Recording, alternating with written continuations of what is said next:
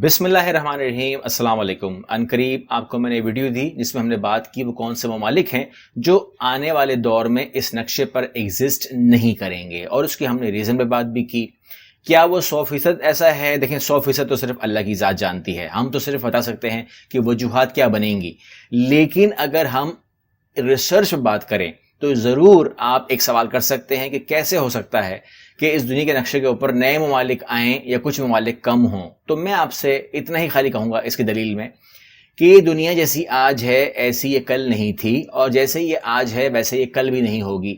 बदली थी पहले भी, बदलेगी आज भी। आप जानते हैं कि जिन लोगों को मालूम है, फॉर एग्जांपल 30 साल पहले यूएसएसआर था, आज उसे कितने हिस्से हो चुके हैं। आपके सामने ममालिक, नए ममालिक वजूद में आए, बहुत ज़्यादा वजूद में आए, और इस तरीके से बहुत सारे ममालिक वजूद में आते रहेंगे और कुछ ममालिक ख़त्म होते रहेंगे। इसके बारे में आप कोई डेट नहीं दे सकते, लेकिन अब जो आने वाला वक्त है उसके बारे में प्रेडिक्ट हम कर सकते हैं रिसर्च की बुनियाद पर कि अगर नए ममालिक आएंगे तो कैसे आएंगे, क्यों आएंगे, क्या वजूहात बनेंगी, ताल्लुक कहाँ से होगा, और क्या ये मुमकिन भी है, और अगर मुमकिन है तो कैसे मुमकिन है।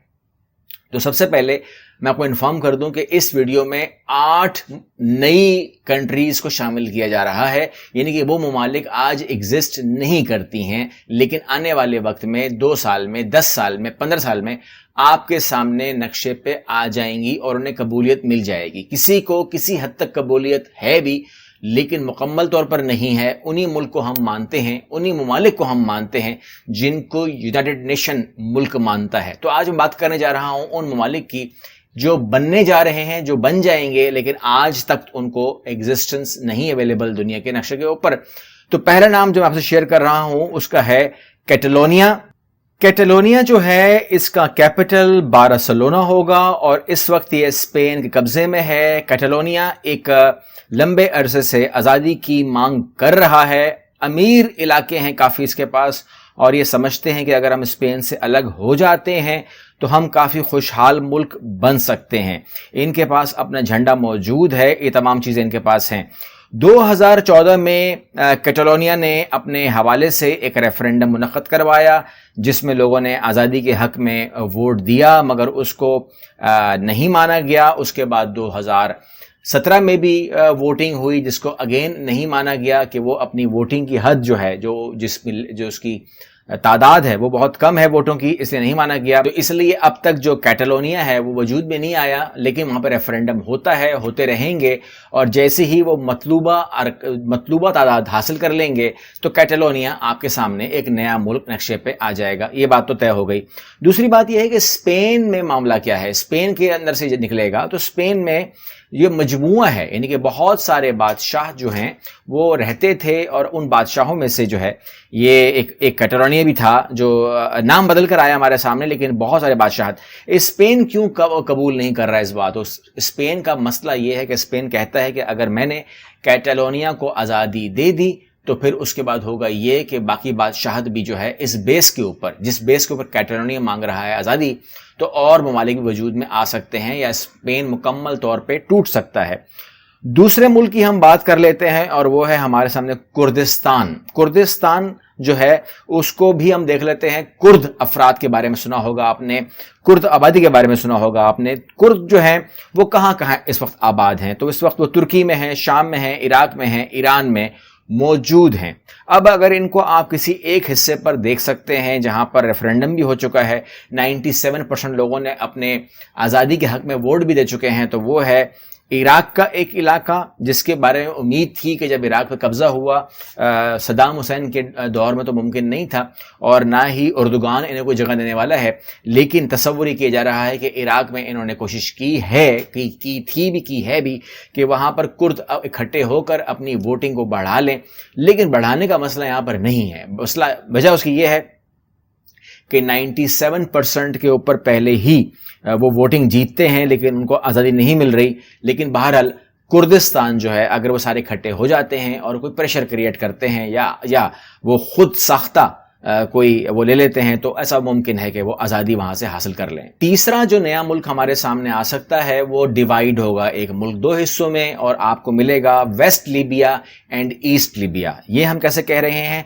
اب لیبیا کے بارے میں تو آج تو ایک ہی ہے، لیکن لیبیا کے بارے میں آپ جانتے ہیں کہ جو ویسٹ سائڈ لیبیا ہے جہاں پر ٹریپولی کی حکومت قائم ہے، یعنی کہ ٹریپولی شہر میں جو حکومت قائم ہے اس کو UN بھی قبول کرتی ہے اور اس کو دنیا قبول کرتی ہے، تو وہ تو ہے. لیکن اگر آپ ایسٹ لیبیا کی طرف چلے جائیں گے تو آپ کو جنرل حفتار کی حکومت ملے گی جو تبروک سٹی کے اندر قائم ہے، لیکن اس کو دنیا نہیں مانتی، اقوام متحدہ نہیں مانتی، تو اس لیے ایسٹ لیبیا ابھی کوئی ملک نہیں ہے. لیکن قوی امکان ہے کہ جنرل حفتار کی حکومت جو ہے وہ مان لی جائے گی اور ایسٹ لیبیا جو ہے وہ وجود میں آ جائے گا. وجود میں تو ابھی بھی ہے، قبول کر لیا جائے گا اور اس کو باقاعدہ دنیا کے نقشے پر دے دیا جائے گا.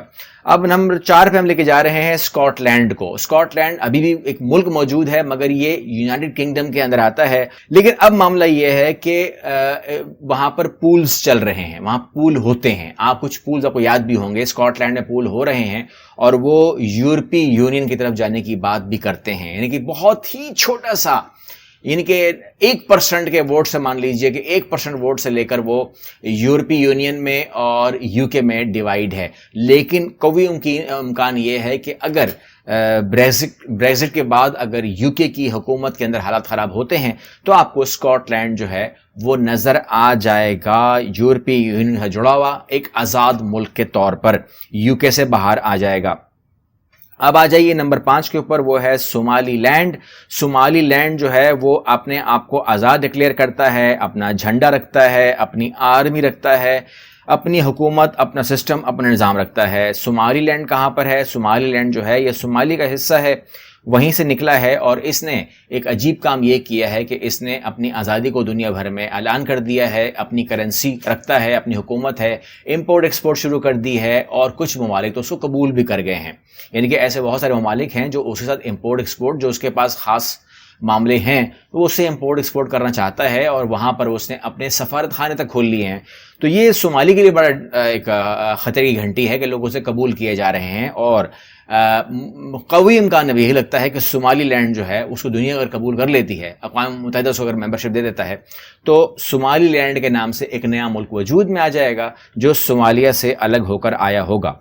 کلیننگراڈ، اور کلیننگراڈ جو ہے وہ USSR میں تھا شامل اور وہیں پر رہا. اس کے بعد آپ کو پتا USSR ٹوٹ گیا اور بہت سارے ممالک وہاں سے نکل گئے، ازبکستان، تاجکستان، ترکمانستان، ترکستان اور بہت سارے، آذربائیجان، بہت سارے ممالک وہاں سے نکلے. لیکن وہاں سے جو ملک نہیں نکلا وہ یہ چھٹا ملک تھا جو نہیں نکلا.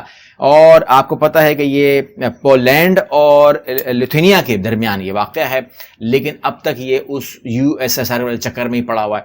تو گزارش یہ ہے کہ اب معاملہ یہ ہونے والا ہے کہ اس نے ڈیمانڈ کر دی ہے کہ مجھے بھی آزادی چاہیے اور اس کو آزادی مل جائے گی کیونکہ باقی تمام ریاستوں کو آزادی مل چکی ہے. 7ویں ملک کی ہم بات کر رہے ہیں اور وہ ہے ویسٹرن سہارا. ویسٹرن سہارا آج کل نیوز میں آیا اور خاص طور پہ تب نیوز میں آیا جب موراکو کے ساتھ ڈیل ہوئی اسرائیل کی اور ڈونلڈ ٹرمپ نے کہا کہ اگر موراکو اسرائیل کو تسلیم کر لیتا ہے تو ہم ویسٹرن سہارا کو بھی تسلیم کر لیں گے، حصہ موراکو کا.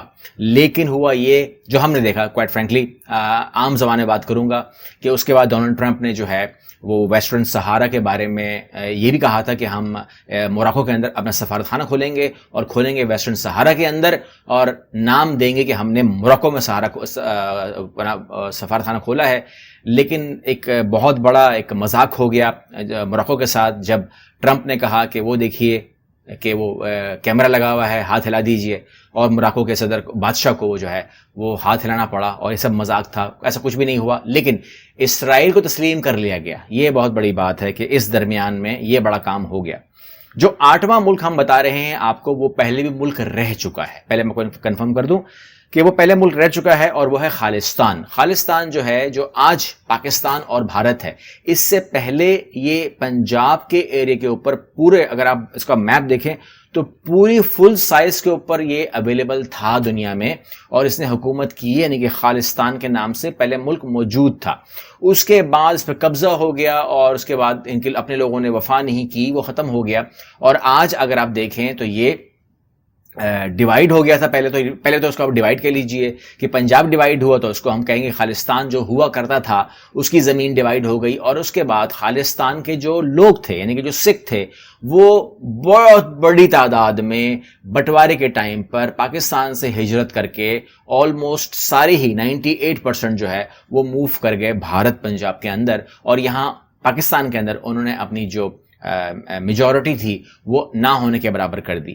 تو بہرحال اس ٹائم جو وہ لوگ ہیں خالستان کے وہ تمام کے تمام شفٹ ہو چکے ہیں، میجورٹی شفٹ ہو چکی ہے بھارت، لیکن پنجاب میں کبھی ان کی حکومت تھی جس کو کہتے تھے خالستان، اور یہ تحریک آج تک آپ سن رہے ہیں یہ وجود میں اپنے اکثریتی علاقے کے ساتھ، یعنی کہ جہاں پر ان کی اکثریت ہے وہاں سے نکل کر کوئی ملک آپ کے سامنے خالستان کے نام سے آ سکتا ہے۔ یہ ریسرچ بیس بات ہے، یہ کوئی میری وہ بات نہیں ہے، آپ بھی جانتے ہیں، اور یہ وہی کوئی آؤٹ آف دا باکس نہیں ہے، آپ سب لوگ اس کو پہلے سے اس نام کو جانتے ہیں۔ تو میں امید کرتا ہوں کہ یہ ریسرچ آپ کو پسند آئی ہوگی، اگر ایسا ہے تو چینل کو سبسکرائب کریں گے تو اور ریسرچ ملے گی، ویڈیو کو لائک کریں گے تو ہم کو زیادہ آگے مل سکتی ہے پروموشن، آگے دیکھ سکتے ہیں لوگ اس کو اور مزید۔ تو آپ میرے ساتھ رہیے گا، اللہ حافظ۔